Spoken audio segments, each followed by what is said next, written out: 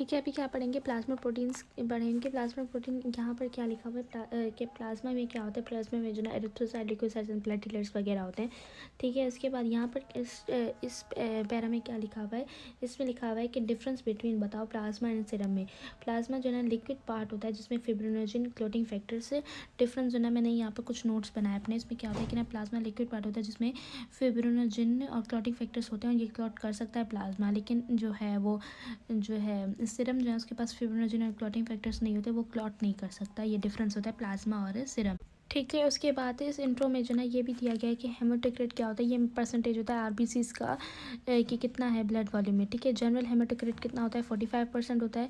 Total blood volume कितना होता है, 4.25 लीटर्स। ठीक है, अभी यहाँ पर इंपॉर्टेंस ऑफ ब्लड में जो ना ब्लड के फंक्शंस बताने मैंने यहाँ पर इसके लिए कोड बनाया, टीयर ब्लैक कोड।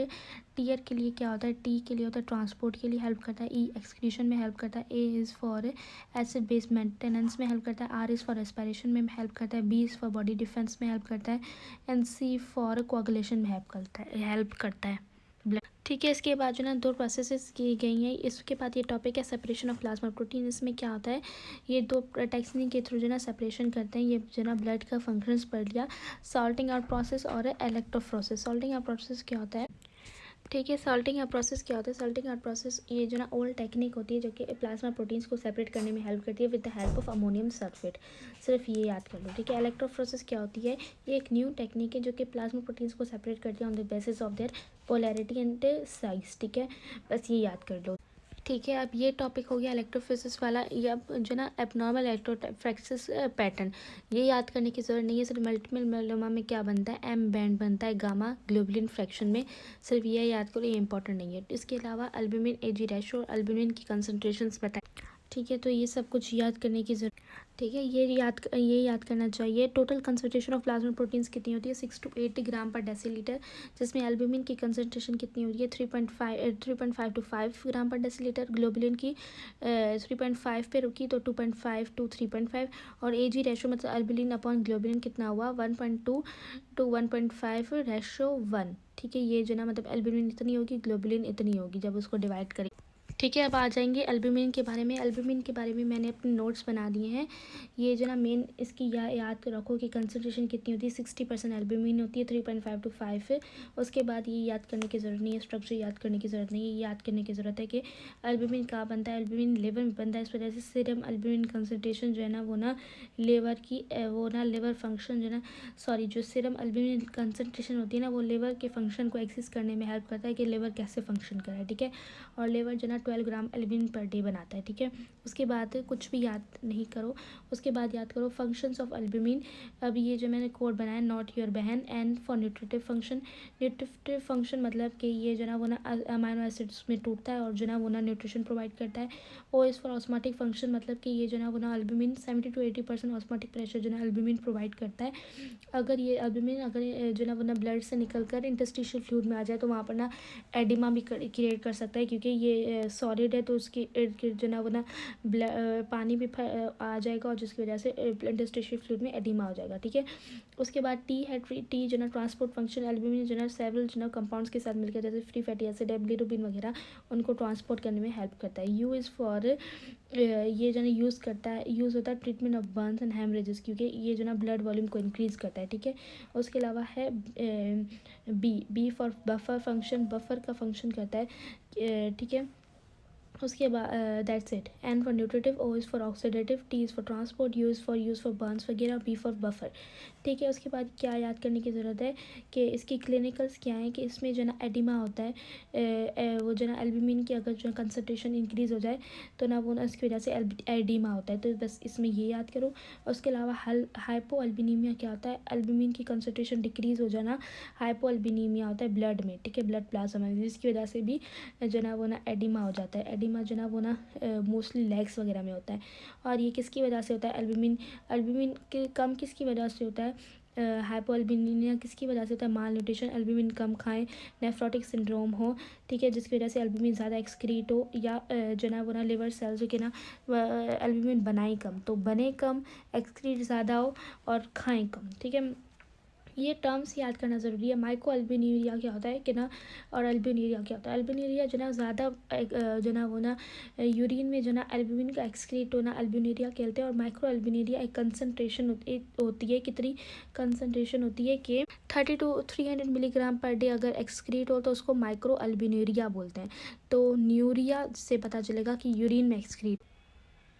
ठीक है, अब अल्बुमिन ख़त्म हो गया। अल्बुमिन के बाद होगा ग्लोबुलिन। ग्लोबुलिन में क्या पढ़ाएंगे, ग्लोबुलिन में जो ना वो ना पहले ये याद करो ना, ग्लोबुलिन जो ना अल्बुमिन से बड़ा होता है। ठीक है, उसके बाद जो ना इसके ग्लोबुलिन के टाइप्स पढ़ेंगे। अब उसके ग्लोबुलिन के टाइप्स कौन से होगा, ये alpha globulin, alpha 2 globulin, beta globulin और गामा ग्लोबुलिन। ठीक है, अल्फ़ा ग्लोबुलिन में कौन कौन से आ जाएंगे ग्लोबुलिन, लार कोट। पहला कौन सा, लिपोप्रोटीन्स, अल्फ़ा 1 लिपोप्रोटीन्स। फिर सेकेंड है एंट्रोट्रिप्सिन, थर्ड है रेटिनल बाइंडिंग प्रोटीन, सी है कॉर्टिसोल, सी है cortisol binding protein, O is for orosomucoid और टी फॉर एंट्रोट्रिप्सिन। ठीक है, ठीक है। अब इनके फंक्शन पढ़ेंगे। जो एल है लिपोप्रोटीन, वो क्या करता है, कोलेस्ट्रॉल और फॉस्फोलिपिड जो ना ट्रांसपोर्ट करने में हेल्प करता है, क्योंकि ये जो ना वो ना कोलेस्ट्रॉल फॉस्फोलिपिड क्या होते हैं, ये जो ना लिपिड सॉल्युबल है, तो ये ब्लड में जो ना वो ना ट्रांसपोर्ट नहीं हो पाएंगे, तो ये in the form of lipoprotein जो ना ये ट्रांसपोर्ट होते हैं, कोलेस्ट्रॉल एंड फॉस्फोलिपिड्स। ठीक है, सेकेंड है एंटी ट्रिप्सिन। एंटी ट्रिप्सिन जो ना वो क्या करता है, इनहिबिटर ऑफ ट्रिप्सिन होता है। मतलब क्या करता है, ये ट्रिप्सिन के साथ ये जो ना प्रोटीन ये और दूसरा इसका काम क्या होता है, इलेक्ट्रेज के, मतलब इसका फंक्शन क्या होता है कि ये जो ना सीरीन प्रोटीज इनहिबिटर है, जैसे कि ट्रिप्सिन के साथ मिलकर इलेक्ट्रेज और इन एंजाइम्स की जो ना वो ना एक्टिविटी को रोकेगा। इन एक्टिविटी को रोकेगा तो ना ये क्या होगा, एक क्लिनिकल सिग्निफिकेंस है कि ना इम्फाइजिमा हो जाएगा। इम्फाइजिमा क्या होता है कि ना abnormal filling of lung by air, क्योंकि जो इलेक्ट्रेज है उसकी डिफिशियंसी हो जाएगी, क्योंकि अल्फ़ा 1 एंटीट्रिप्सिन की वजह से उसकी डिफिशियंसी हो जाएगी। और अच्छा, वापस आते हैं, फिर से समझाती हूँ कि क्या है। अल्फ़ा 1 एंटीट्रिप्सिन है। अल्फ़ा 1 एंटीट्रिप्सिन का फंक्शन बता दिया कि ये क्या करता है कि जो ना एंजाइम्स जैसे लैक्टेज है, ट्रिप्सिन है वगैरह, उनके जो ना फंक्शन को रोकता है। ठीक है, अब इसकी अगर अल्फ़ा 1 एंटीट्रिप्सिन की जो ना डिफिशियंसी हो जाए तो एक क्लिनिकल्स हैं, उसमें कौन सा क्लिनिकल है, इम्फाइजिमा है। इम्फाइजिमा क्या होता है कि ना एबनॉर्मल फिलिंग बोलते हैं लंग्स को। अब इसमें क्या होगा कि ना ये किसकी वजह से हो रहा है कि ना अल्फ़ा 1 एंटीट्रिप्सिन की डिफिशियंसी हो गई। अब उसका काम क्या होता है कि ना वो ना उसका जो ना काम क्या होगा कि ना इलेक्टेज को रोकेगा। ठीक है, अब जब इलेक्टेज को रोकेगा तो वो इलेक्टेज क्या करता है, इलेक्टेज जो है ना वो ना उनकी जो है ना वो ना मेम्ब्रेन को परमिएबल करता है, जिसकी वजह से हवा इलास्टिक करता है, जिसकी वजह से हवा जो ना अंदर आती है लंग्स में। ठीक है, इलेक्टेज ये काम करता है और अल्फ़ा 1 एंटीट्रिप्सिन इस फंक्शन को रोकेगा ताकि हवा अंदर ना आए। लेकिन अगर अल्फ़ा 1 एंटीट्रिप्सिन की डिफिशियंसी हो जाए तो ये रुकेगा नहीं और हवा अंदर आ जाएगी। ठीक है, तो फिर एबनॉर्मल फिलिंग हो जाएगी इम्फाइजिमा में, जिसको इम्फाइजिमा बोलते हैं। ठीक है, और alpha 1 antitrypsin deficiency liver disease में क्या होगा कि ये जो है ना वो ना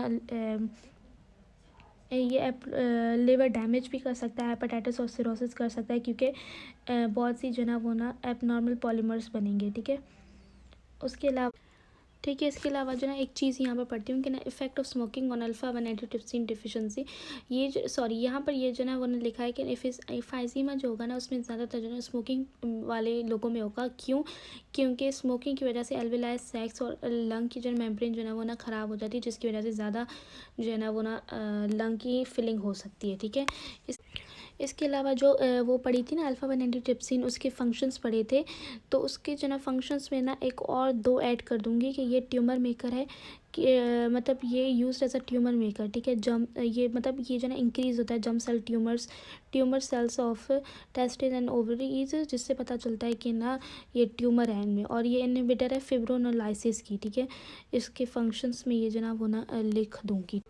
सॉरी, ये मुझे कहना था ये ट्यूमर मार्कर है। ठीक है, मतलब इसकी जो है ना अमाउंट इंक्रीज़ हुई होगी ना, तो मतलब ये है कि ये ट्यूमर है, हो गया है, जैसे स्मोकिंग वगैरह की वजह से भी ट्यूमर होता है।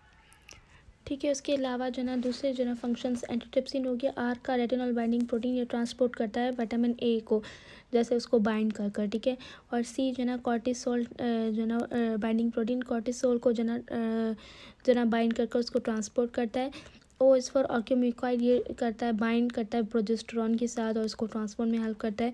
T is for thyroxine binding protein, इसको जो ना ट्रांसपोर्ट में हेल्प करता है। ठीक है,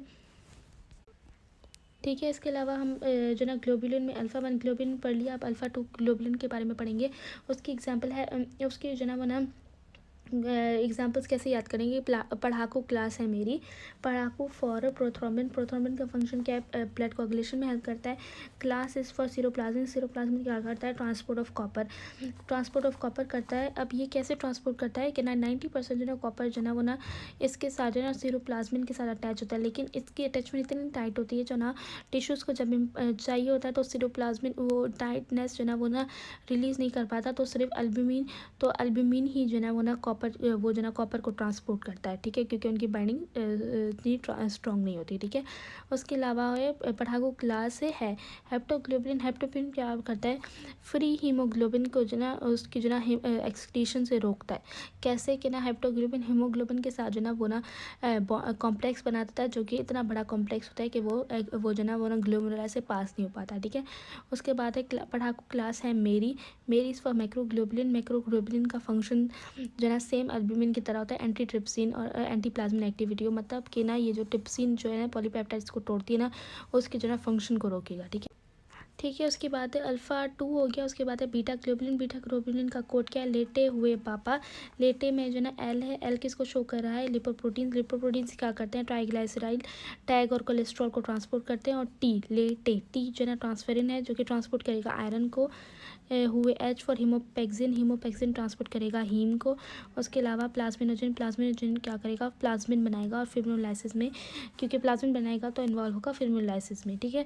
उसके अलावा उसके बाद है गामा ग्लोबुलिन, गामा ग्लोबुलिन का फंक्शन क्या क्या होता है, एंटीबॉडी फंक्शंस। गामा ग्लोबुलिन में कौन सी आ जाती है, इम्यूग्लोबिन्स आ जाती है, IgA, IgM और ये सारी जो ना 5 क्लासेस आ जाती हैं, ठीक है। तो हमने प्लाज्मा प्रोटीन्स में से एल्बुमिन पढ़ी, ठीक है, एल्बुमिन के सारे जो ना वो ना कंसनट्रेशंस वगैरह पढ़ी, ठीक है। उसके बाद है ग्लोबुलिन पढ़ी, globulin alpha globulin, alpha 2 globulin, beta globulin, gamma globulin. अब फिब्रोनोजन जो ना तीसरी जो ना वो प्लाज्मा प्रोटीन है फिब्रोनोजन, जो कि ना पार्टिसिपेट करती है ब्लड कोagulation। इसमें इसके अलावा जो ना वो ना ये चीज़ बतानी थी कि ना वो ना विल्सन डिजीज़ यहाँ पर लिखा हुआ है एक, ये क्या होता है विल्सन डिजीज़, जो ना सीरोप्लाज्मिन में नीचे लिखा हुआ है, इसमें ना कॉपर जो ना मेटाबोलाइज नहीं हो पाता, जिसकी वजह से कॉपर एक्यूमुलेट हो जाता है, उसको विल्सन डिजीज़ बोलते हैं, ठीक है। अब हमने गामा ग्लोबुलिन पढ़ा, जो गामा ग्लोबुलिन वहाँ पर हमने पढ़ा था ना, यहाँ पर गामा ग्लोबुलिन, अब इसको जो ना वो पढ़ेंगे यहाँ पर इम्यूनो, ठीक है। अब गामा ग्लोबुलिन पहले जो ना डिफरेंस पढ़ेंगे कि ना यहाँ पर लिखा भी हुआ है कि ना गामा ग्लोबुलिन और इम्यूनोग्लोबुलिन का डिफरेंस क्या होता है। गामा ग्लोबुलिन जो ना एक फिजिकल टर्म है कि एक प्लाज्मा प्रोटीन है, लेकिन जो फंक्शन जब वो करती है तो इम्यूनोग्लोबिन, गामा ग्लोबिन और इम्यूनोग्लोबिन दोनों सेम है, ठीक है। तब लेकिन फंक्शन के पॉइंट ऑफ व्यू से बात करें जाए तो उसे इम्यूनोग्लोबिन बोलते हैं, क्योंकि वो इम्यून वाला फंक्शन करती है, वो ग्लोबुलिन जो कि इम्यून सिस्टम में फंक्शन करे। लेकिन हम ऐसे ही अगर प्लाज्मा प्रोटीन बोल रहे हैं तो उसे ना गामा ग्लोबुलिन भी बोल सकते हैं, तो फंक्शन के लिहाज से उसको इम्यूनोग्लोबिन बोलते हैं, ठीक है। उसके अलावा आ जाती है बात इम्यूनोग्लोबिन के बारे में। इम्यूनोग्लोबिन को एंटीबॉडीज़ वगैरह भी बोलते हैं, क्योंकि ये क्या करते हैं, वो इम्यूनिटी प्रोवाइड करते हैं। इम्यूनिटी क्या होती है, इम्यूनिटी का जो ना मैंने इम्यूनिटी के बारे में जो मैंने ना वो एक ना वो लिखी हुई है, एक जो ना वो ना डेफिनेशन लिखी हुई है, defence mechanism of body immunity कहलाती है, ठीक है।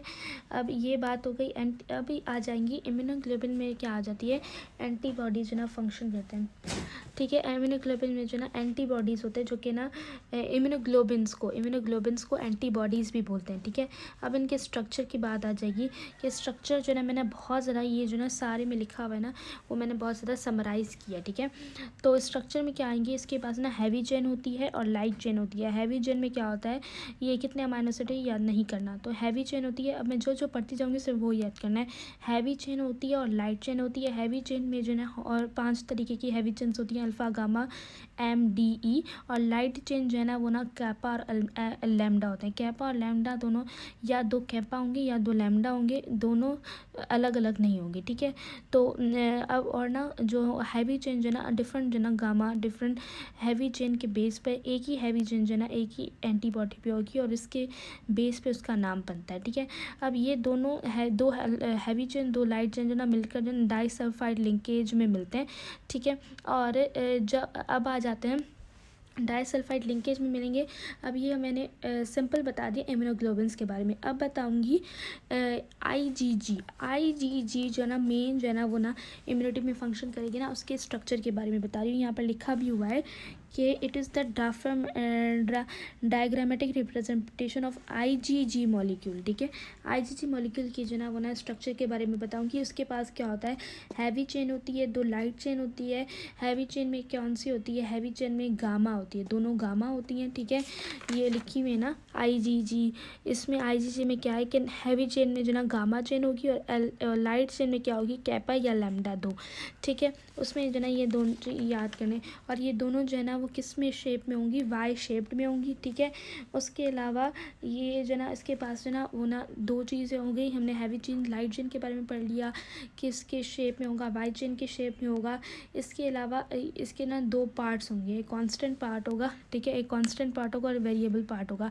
लाइट जब कांस्टेंट पार्ट कौन सा होता है, लाइट चेन में भी होता है, हैवी चेन में भी होता है।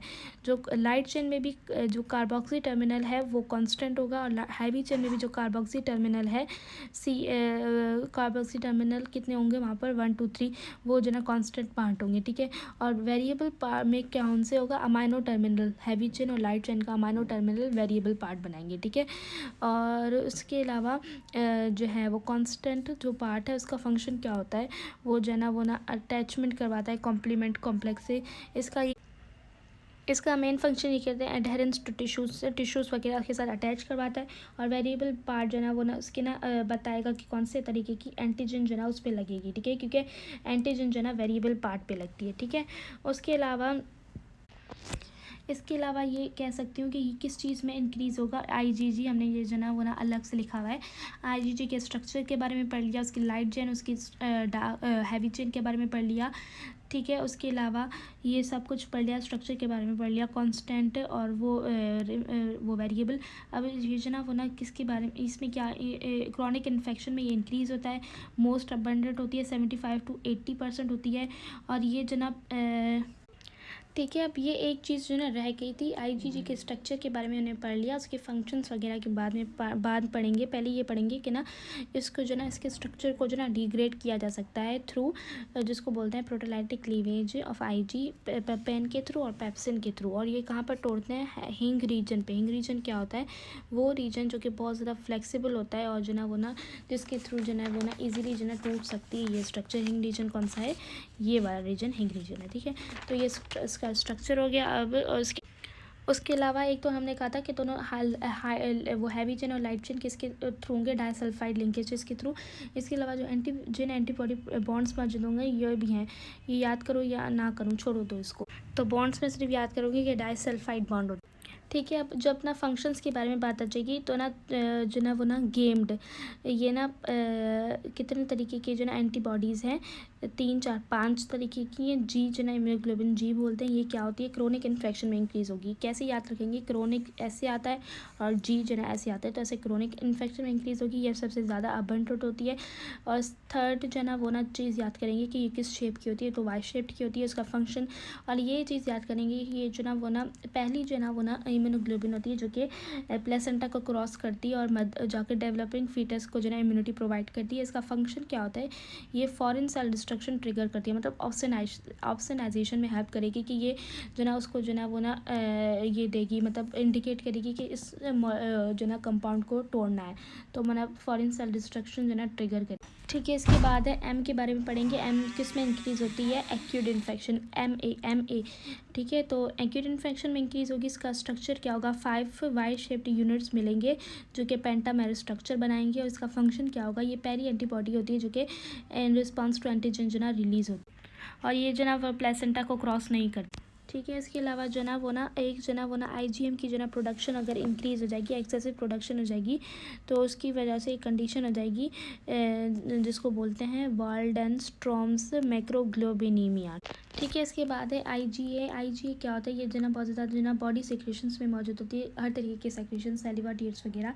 ठीक है, इसका स्ट्रक्चर क्या है, सिंगल, ये जो ना डबल यूनिट डिमर में होता है, 2 वाई शेप जो ना वाई शेप्ड मिलकर बनाती हैं। ठीक है, और ये जो ना वो ना इसके अलावा सिक्रेशंस में ज़्यादा होता है और ज़्यादातर जो ना वो ना कोलेस्ट्रॉम में भी मौजूद होता है। कोलेस्ट्रॉम क्या होता है, जो पहली जो ना सिक्रेशन आती है मदर में से, उसमें भी बहुत ज़्यादा होता है। ठीक है, इसके अलावा इसका स्ट्रक्चर पढ़ लिया। इसके अलावा इसके फंक्शन पढ़ेंगे कि ये जो ना वो ना फॉरेन सब्सटेंसेस को सेल्स में आने से रोकती है, मतलब उससे म्यूकस मेम्ब्रेन के साथ वो अटैच ही नहीं होंगे फॉरेन सब्सटेंसेस सेल के मेम्ब्रेन के साथ के अंदर जाएँ, तो ये उससे रोकती है, ठीक है, अंदर आने से रोकती है, अंदर जाने से सेल में रोकनी है, ठीक।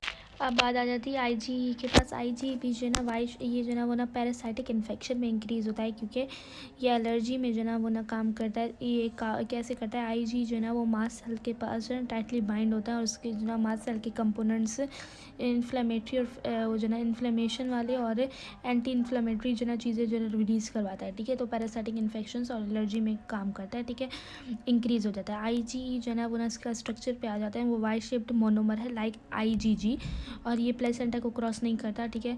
इसके अलावा ये जो ना वो बहुत ज़्यादा कम जो ना प्लाज्मा की कंसनट्रेशन में मौजूद होगा, ठीक है। और इसके अलावा इसका फंक्शन जो है ना वो ना हमने जैसे पढ़ लिया कि पैरासाइटिक इन्फेक्शंस और एलर्जी के अगेंस्ट जो है ना इसका फंक्शन होता है, ठीक है, ताकि मास्ट सेल्स से जो ना उसके इन्फ्लेमेशन वाली जो ना कंपोनेंट्स रिलीज़ करवाए, इसका फंक्शन यही होता है। आईजीडी जो ना वो ना क्या होता है, ये जो इसमें पास भी ना सिंगल वाइट शेप्ड यूनिट होता है, ठीक है, और ये भी लो कंसनट्रेशन में यूज़ होता है और ये फंक्शन करता है एज ए बी सेल, ठीक है। आईजीडी जो है ना इसका जो है इतना फंक्शन जो है ना वो ना इतना डिटरमाइन नहीं है, लेकिन ये जो ना एज अ एंटीबॉडी एक्टिविटी करती है टुवर्ड्स सर्टेन एंटीजेंस, बस यही है कि इसका जो ना इतना फंक्शन जो ना डिटरमाइन नहीं है, दैट्स इट, ठीक है। इसके अलावा जो ना हमने जो ना पहले जो ना आईजीएम का एक क्लिनिकल पढ़ा, अब आईजीई का एक क्लिनिकल है जिसे बोलते हैं एटेक्सिया टेलेंगेटेशिया, जिसकी ना आईजी डिफिशिएंसी की वजह से होता है।